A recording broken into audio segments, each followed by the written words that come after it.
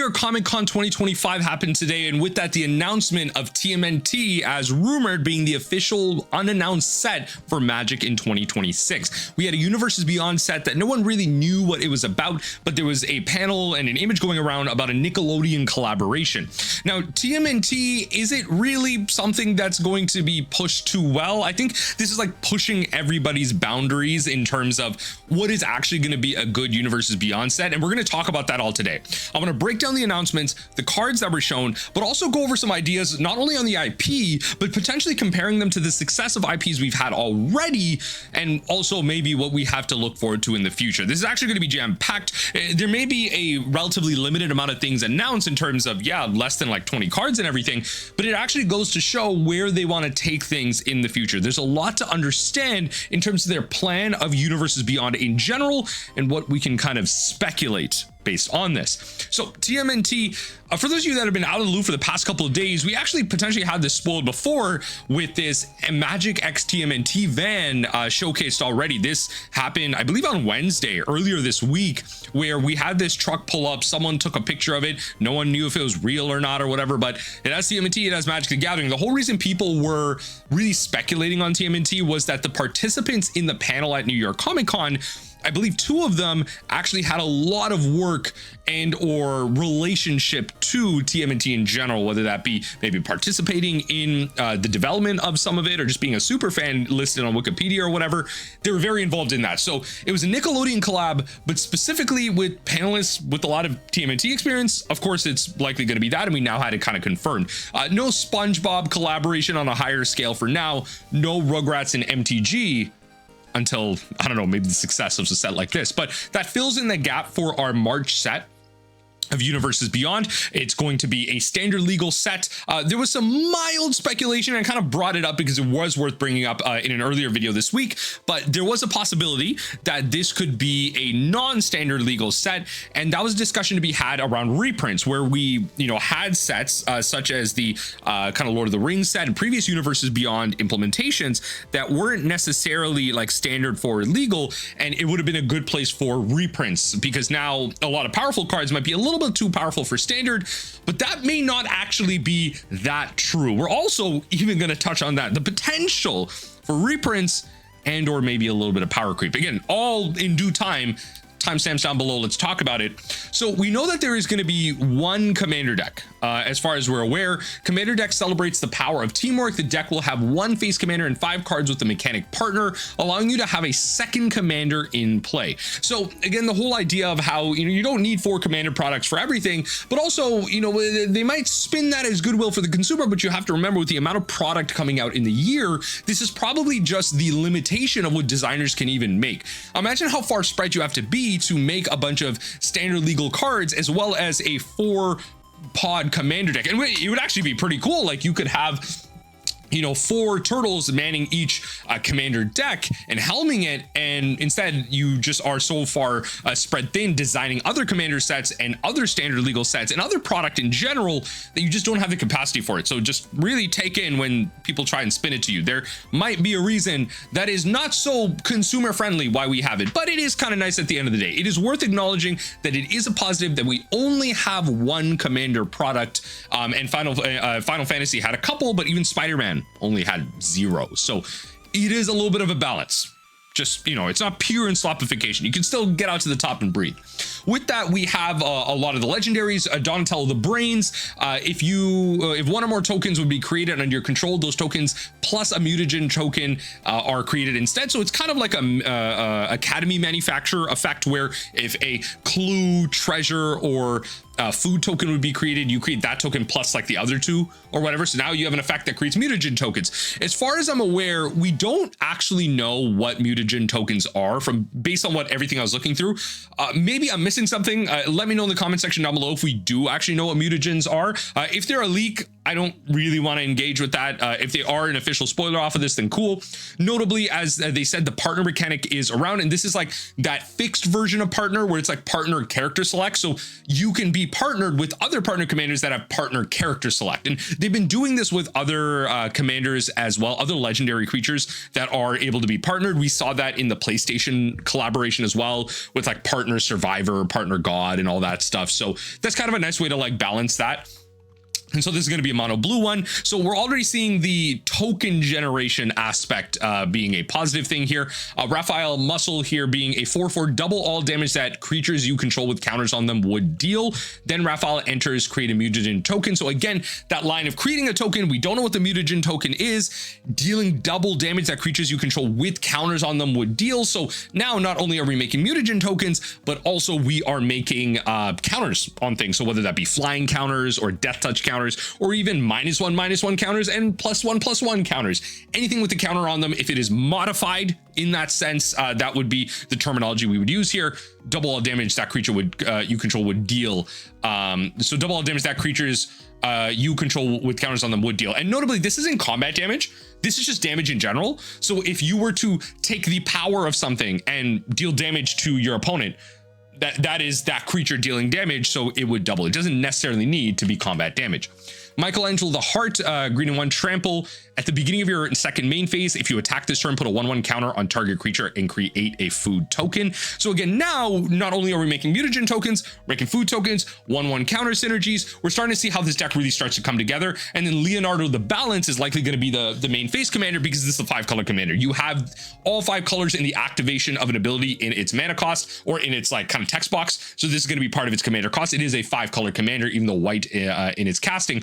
Whenever a token you control enters, you may put a 1/1 counter on each creature you control. Do this only once each turn. So this is generating a token like a food token. You put a 1/1 counter on everything, and then you can pay Wooburg. Creatures you control gain menace, trample, and lifelink unto the end of the turn.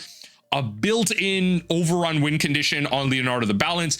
I'm going to predict this is going to be a very popular commander. This is going to be a very, very popular commander, just because, you know, mutant, ninja, turtle synergies, those are its types, but you have 1/1 counter synergies, you have token synergies, go wide win condition on the commander itself. Like, it's just a built-in win, and you don't see this too often in commanders now. Like, they're more careful with that. Like, they make them maybe more build around or maybe more value based, but having a straight up win in the command zone off of Wooburg, I mean, if you have a wide board, this is a win.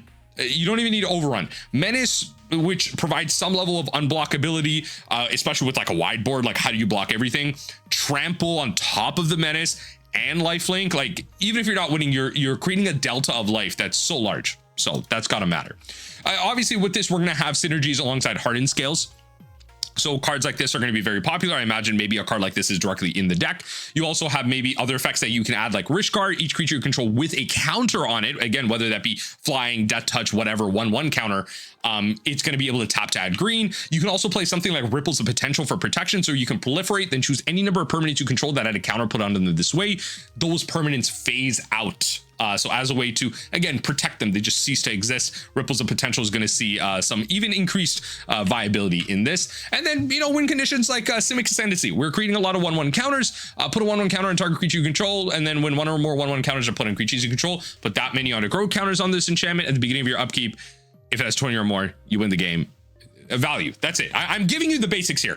You yourself know how to win with 1/1 counters. This is an age-old strategy in Magic the Gathering. I'm just kind of reminding you, right? And then finally, because you're playing 5-color, you can go and do some other stuff. Shalai and Halar, whenever one or more 1/1 counters are put onto a creature you control, Shalai and Halar deals that much damage to target opponent. Remember that with the red card here, if we kind of back up, Raphael says double all damage that creatures you control with counters on them would deal. Pretty good synergy with something like Shalai and Halar. Just saying. So again, a lot of 1/1 counter synergies out there. Those are the 4 commanders that we are getting kind of out of that. Next up, we want to show this kind of cool promo set. Has the TMNT set has 4 borderless headliner cards that feature art from Kevin Eastman, the original illustrator of TMNT, with a kind of signature on it, which is really sweet. Take a look at this shiny kind of stamp. So rad. So this one, noticeably, it has a new mechanic. It's called Sneak. White 2 for sneak. We're going to go over that in a second. They actually break down what that is. But this card has double strike and says during your turn, you may, what is this? You may cast creature spells with power toughness 1 or less from your graveyard. If you cast spells this way, that creature enters the battlefield with a finality counter on it. There's a lot of powerful creatures out there that are X1s or 1Xs. We don't need to go through that right now. The sneak ability is what I want to go over. This is actually really similar to something like ninjutsu. Now, ninjutsu, we're going to read it in a second, but ninjutsu specifically, return, you can pay its ninjutsu cost, blue and 1, return an unblocked attacker you control to your hand. You go into attacks, maybe you have something that's flying that's able to get in over top, that is an unblocked creature. Put this card onto the battlefield, tapped and attacking. It's like a cool, sneaky way based on how you're using your mechanics to get in an attacker that maybe would regularly be blocked. Pauper, staple, ninja do the deep hours, ninjutsu. We have been seeing this in Magic for a very long time. Ninjutsu is a powerful mechanic. Okay. We actually have sneak here broken down for us through Raphael's technique, but it's different. It says sneak for red and 2. You may cast the spell for that sneak cost if you also return an unblocked attacker you control to hand during the declare blocker step. Now, the reason they want to make this distinction is first, you can actually return a ninjutsu creature during the damage step. There is beginning of combat, declare attackers, declare blockers, damage step. In the damage step, you are still in combat. You can return the ninjutsu creature back to your hand. There are niche situations where that matters. Raphael's technique is similar to ninjutsu because it requires the returning of an unblocked creature, but the two differences are that A, you have to do it during the declare blockers step, and you can cast non-creatures with this. So sneak now allows you to bring in, it's an additional ninjutsu, which is going to be really interesting to see sneak cards in mono blue pauper decks. I'm already thinking about the mono blue fairy tempo decks that are already playing this and might have a cool sneak card, but you can cast spells for the sneak cost. And that's the kind of key to it. You can then return an unblocked creature to cast this instant. Instead of for 6, you say each player may discard their hand and draw 7 cards. So it's technically a wheel, but if your opponent likes what they have in hand, they don't have to discard. So it's not really a true wheel. I just realized that it does have the may effect in it. It's not truly Wheel of Fortune. That would actually be probably way more powerful. Like the level at which it is way more powerful. The fact that you can make a choice is so different, but still really powerful as a draw card, especially the mono red decks in Commander in general are probably looking to do something like this. Maybe there's a world where like this matters. Now, there's like another reason why you might want to just swing in for like your 0/2 blockers. Like there are very few things out there that like, if you swung in with like a 0/2 Ornithopter, it's going unblocked. Very few things that you can actually sneak in unless you are like really televising that you are playing ninjutsu. Very few things are viable with that strategy in current metagames right now. Like, I mean, not even being legal in Pioneer or in Standard, but in Modern, ninjutsu is not really that played. It's played a lot in something like Pauper, but now you have another angle. You have Sneak, which is an updated mechanic, because now it's just not ninjutsuing in a creature. Could be a ninjutsuing in a spell, sneaking in a spell. So I think this is a really powerful mechanic. I'm just kind of hesitant to say anything further because we don't have any more effects. Notably, with the card like Leonardo, you just cast the card, right? You remove all timing restrictions, which is kind of nice. Like you're able to flash in, kind of like get in a creature outside of the main phases for the sneak ability, but the sneaked card doesn't come in tapped and attacking. It doesn't say anything like that as far as we're aware, unless the sneak reminder text changes for creatures, which would be really weird, because then it's just upgraded ninjutsu, because now you can sneak in instants and then you can sneak in creatures which then come in and are attacking. It's just better ninjutsu. We just don't know. I like, chances are it is just casting a creature. It's not coming in tapped and attacking, so you lose the attacker. You don't get to deal damage with that attacker, whereas ninjutsu allows you to still deal damage usually with something. So just kind of covering all of the differences there. Next up is really going to be kind of the direction of this set. It is going to be artifact heavy. Coming off of Modern Horizons, I think we're all a little, kind of overwhelmed with the amount of colorless and affinity strategies that exist out there. Affinity now being a tier 1 deck in Modern, always being a tier deck in Pauper, artifacts existing in Standard, maybe not so much in Pioneer, but they all exist, right? They all exist, especially in the older formats. Now, Krang Mastermind, 8 mana, says It has affinity for artifacts. So this could just be blue. Fantastic, because affinity is just blue anyway. Thankfully, it's a rare, so it's not going to be in Pauper. But being a legendary is also important for something like Mox Amber. Now, some affinity decks are playing the Emery, and they're playing something like the Tameo. But now you could potentially also play Krang, draw a bunch of cards, Mox Amber and Mox Opal your way into casting more things. Because this says when this enters, if you have fewer than 4 cards in your hand, draw cards equal to the difference. How many affinity players do you know have full hands? This is drawing you cards, right? It may not be drawing you 4 cards all the time. If it is, it's an insane top deck, but you're just dumping out a bunch of cards most of the time. This is going to be a powerful card. Like, okay, it may not be a play set. It's not that crazy, right? The restriction does matter. And then Krang also gets +1/+0 for each other artifact you control. Like, it has a built-in thing that we're trying to do with other artifacts, right? Like the cranial plating. It has a built-in cranial plating onto it. Right now, it has no evasion. You got to give it that. It has no evasion, but it's going to be something that you're probably going to need to block. It's no Kappa Cannoneer. Don't get me wrong. It's no Kappa Cannoneer, but Kappa Cannoneer has the downside of actually needing to be improvised. Like, Kappa Cannoneer would truly never cost 1 mana. You need to tap down 6 permanents, whether that be land and or a combination of artifacts. When it comes to Krang, it's going to come down for 2 mana, be potentially a 5/4, right? That drew you some amount of cards. That's pretty good. Being a legendary also helps to further enable Mox Amber shenanigans alongside the Emery and the Tameo that are already playing in the deck. I'm telling you, if Orcish Bowmasters gets banned, affinity is just tier 0. Orcish Bowmasters genuinely is like the one thing holding this deck back. I'm being so serious. If, like, at least in modern affinity, like, it's very much like an early turn type of deck, and Orcish Bowmaster still stops a lot of the shenanigans with that, like, warped card, warp it in, and then whenever you cast an artifact spell, you get a 1/1 drone. Like, because even the Orcish Bowmasters can ping down those drone the more artifacts you draw. But it's a very powerful deck. When it comes to, like, legacy and stuff, like 8 cast, you're playing 8 copies of Thoughtcast. If you add Krang in there, I'm telling you, you ban Orcish Bowmasters on unplayable, all of a sudden affinity is insane. I'm just saying, Orcish Bowmaster is the one thing holding affinity back. More draw effects are really powerful. I think people are going to have their eyes on this card. Not being 1 mana is relevant, but having some of the other effects that it does, I thought it was worth dedicating a whole subsection to this in terms of a mini rant. But the other card that I want to bring up, notably, if we go next, is Casey Jones Jury Rig Justiciar. 2 mana for a 2/1 with haste. When Casey Jones enters, look at the top 4 cards of your library. You may reveal an artifact card from among them and put it into your hand. Put the rest at the bottom of your library in any order. Now, this could lead to some type of artifact aggro.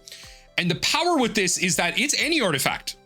So in standard, it might grab, like, whatever. It might grab, I don't know, Mox Jasper, because we're going to Lorwyn and getting shapeshifters. I don't know, right? Like, it can do something funny. In modern, it's grabbing Kappa Cannoneer. It's grabbing Thought Monitor. In legacy, it's grabbing, like, literally the same crap. It's grabbing Mox Opals, Mox Ambers. Like, this card is actually, like, top 4 just grab something is pretty nice. I'm just saying, like, on a 2/1 hasty body, big downside, it is not an artifact itself. If this was an artifact itself, it'd be busted. If this was an artifact yourself, it would be a mythic. And that's what's crazy about Magic. This is one of the things I love about Magic. Like, the typing matters so much. If this was an artifact, say it with me, this would be a mythic. This would be it would be absolutely insane if it positively synergized with this. Imagine going, you know, land, artifact land in an eternal format. You go artifact land, Mox Opal, and then artifact land, Mox Opal, Mishra's Bauble, play Casey Jones, you know, grab, or artifact, Mox Opal, Mox Amber, play Casey Jones because you got 3 artifacts. When it enters, look at the top for, like, a Thought Monitor. You're set up for next turn or something, or you know, and you have to reveal and everything. They know what you're doing, but regardless, absolutely insane. I think we're going to see big waves in terms of artifact synergies in this deck. Just having something like this at uncommon, and we already are kind of seeing that when it comes to the where is it, not Bebop and Rocksteady, but we're seeing that when it comes to Krang Mastermind. If affinity is in standard, well, baby, Mox Jasper stonks. I'm just saying, shapeshifters in Lorwyn, affinity in standard, Mox Jasper, a Mox in standard. It's coming together. It's coming together. A standard affinity We might see the likes of old standard come back, and then standard is truly dead. We're banning artifacts everywhere. I'm just saying, it's a possibility. One of the other things I want to bring up here is heroes in half shell. Vigilance, Menace, Trample, Haste, Woolberg for a 5/5. Whenever one or more mutant, ninjas, and or turtles you control deal combat damage to a player, put a 1/1 counter on each of those creatures and draw a card. So this is, you know, again, like mutants as well. The minute they say mutants, I'm already thinking of something like Wise Mothman. I mean, it's a 5-color face commander. It's probably going to be the face commander. They said like there's going to be 5 of them in there, 4 of them with partners. So we have the 4 with partner. This is probably going to be the face commander. Notably, it itself doesn't have partner. But again, turtles, ninjas, deal combat damage, put a 1/1 counter on each of those, draw a card. Pretty damn good. Vigilance, Menace, Trample, Haste is pretty good. Pretty good 5-color catch-all. I don't know. Just something there. Another thing to bring up is that they're including like a weird product here. Turtle Team Up Bundle is a new 2 to 4 player co-op experience that brings the half shell fun to your kitchen table. Every generation of turtle fan will love to see this. Notably, I don't believe these are standard legal, right? Because this is the standard legal symbol right here. You know how we know that? If we kind of go all the way back here. These are out of the commander product. Look at this turtle shell symbol. If we then kind of move forward, this is the standard legal symbol. So now we have these products of cards in like a turtle team up co-op experience. Like, I don't understand what this is about. Like, these cards make me so effing happy. I'm exclusively not a commander player. I don't know what that means, because it's another confusing product full of not standard legal cards. For this was totally meant to be a standard set that we designed for, right? Like, these are not standard legal cards. Look at the symbol on them. So what is the point of this? Why aren't these standard legal cards? Why couldn't we design these into standard? This is just commander product in standard sets. What are we doing? I don't understand. We could have commander products separately. Why do we have this separate product of eternal format playable cards that aren't standard legal? I thought we were designing for standard. Or maybe we're not. Maybe we're just like being purposeful about that. I'm just saying it's kind of weird. It's kind of weird. I don't know who this product is for. Kind of weird. Pizza's relevant again. You guys, basic card pizza, huh? Cowabunga, dude. I don't know. Last thing. Goddamn. Last thing is this pizza bundle that has everyone's favorite slice of the set, like booster packs and pizza lands. The most delicious part is that you'll find 2 of 6 total cards from Magic's past in each bundle, each with pizza themed art. We do not know what the total list of cards in here are. There's a dark ritual in them. Notably, the dark ritual is commander logo. The dark ritual is not coming to standard. Hold on, don't freak out. Everyone breathe a sigh of relief. They don't care about 1v1 60 card constructed formats at all. They're going to continue to make for standard, for commander. Dark rituals in commander. Dark rituals not coming to pioneer or standard. Whew, everyone breathe. Everyone breathe. We're good. We can buy a pizza bundle that doesn't even give us pizza. Does not even give us pizza. Might give us crazy art dark ritual.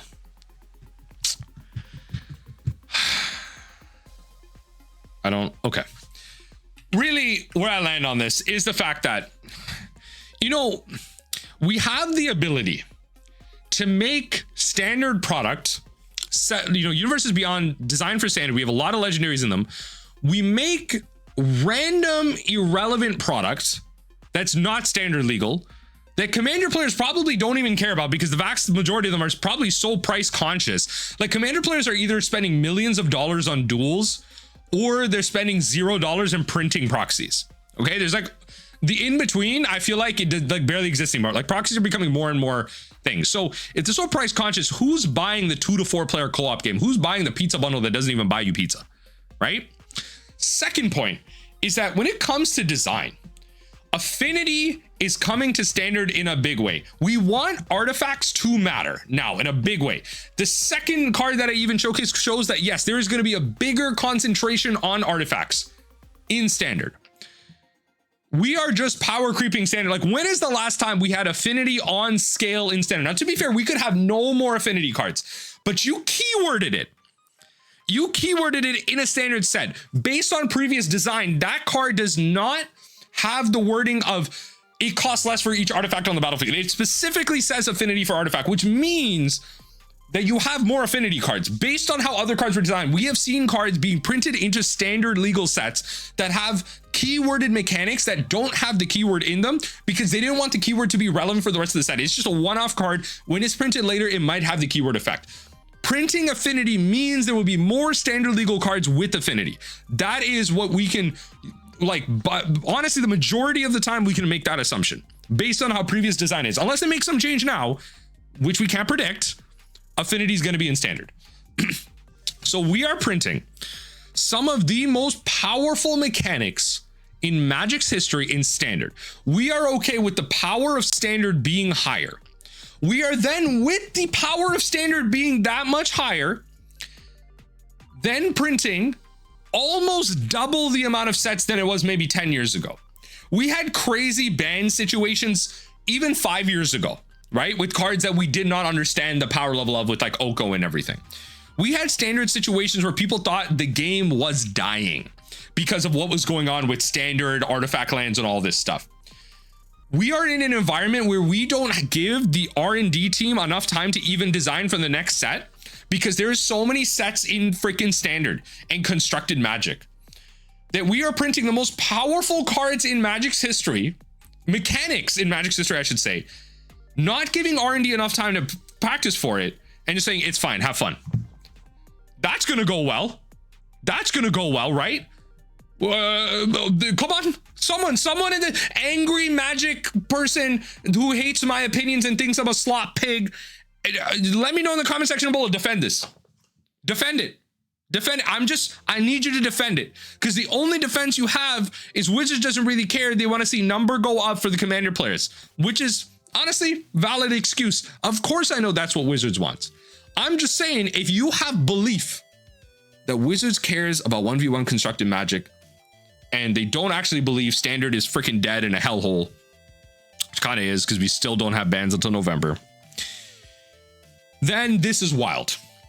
This is the future philosophy. I'm just saying, this is a taste of the philosophy of the future of standard.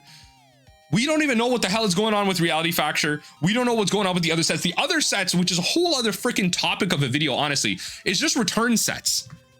They're just return sets. Reality Fracture is some like new thing. Everything's nostalgia. There's no net new things outside of Reality Fracture. One set next year might just be net new, right? Might. We don't even know. We don't even know.